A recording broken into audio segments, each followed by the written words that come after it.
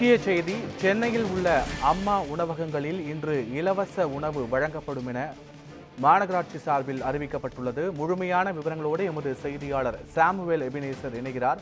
Samuel, விவரங்கள் என்ன? பத்மநாபன், இன்று வடகிழக்கு பருவமழை தீவிரமடைந்திருக்கக்கூடிய நிலையில் சென்னையில் பல்வேறு பகுதிகளில் அதிகனமழை மற்றும் கனமழை பெய்து வருகிறது. இதனால் இன்று அம்மா உணவகங்களில் உணவுகள் இலவசமாக வழங்கப்படும் என தமிழக முதல்வர் மு.க. ஸ்டாலின் அவர்கள் தெரிவித்திருக்கிறார். குறிப்பாக இந்த கனமழை காரணமாக அனைத்து பகுதியில் தாழ்வான பகுதியில் இருக்கக்கூடியவர்கள் நிவாரண முகாமில் தங்க வைக்கப்பட்டிருக்கின்றனர். பெரும்பாலான கடைகள் அடைக்கப்பட்டிருக்கக்கூடிய நிலையில் வெளியூரிலிருந்து வரக்கூடிய நபர்களுக்கு உணவு பற்றாக்குறையானது ஏற்படுகிறது. இதை போக்கும் வகையில் தற்பொழுது தமிழக முதல்வர் மு.க. ஸ்டாலின் அவர்கள் அனைத்து அம்மா உணவகங்களிலும் தற்பொழுது இலவச உணவு வழங்கப்படும் என அவர் தற்போது தெரிவித்திருக்கிறார்.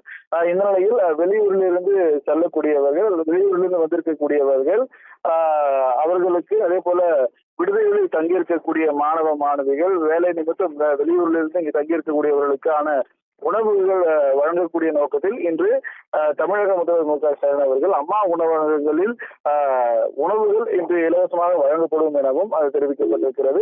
அது மட்டுமல்லாமல் உணவகங்களில் அதாவது முகாம்களில் தங்க வைத்திருப்பவர்களுக்கு இன்று அவர்களுக்கு வேண்டிய உணவு தயாரிக்கும் பணிகளிலும் தற்பொழுது துரிதமாக ஈடுபட்டு வருகின்றனர். உரிய நேரங்களில் முகாமில் இருக்கக்கூடியவர்களுக்கு உணவுகள் கொண்டு செல்ல வேண்டும் எனவும் அறிவுரையானது வழங்கப்பட்டிருக்கிறது. அதுக்கான அதிகாரிகள் நியமிக்கப்பட்டு அவர்கள் கண்காணிக்கும் பணியிலும் ஈடுபட்டு வருவது குறிப்பிடத்தக்கது.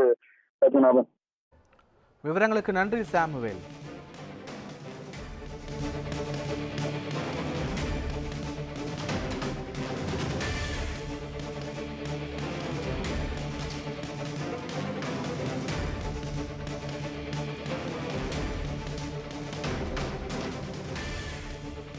சென்னையில் தொடர்ந்து பெய்து வரும் கனமழை காரணமாக சென்னையில் உள்ள அம்மா உணவகங்களில் இன்று இலவசமாக உணவு வழங்கப்படும் என முதலமைச்சர் மு.க. ஸ்டாலின் தெரிவித்திருக்கிறார்.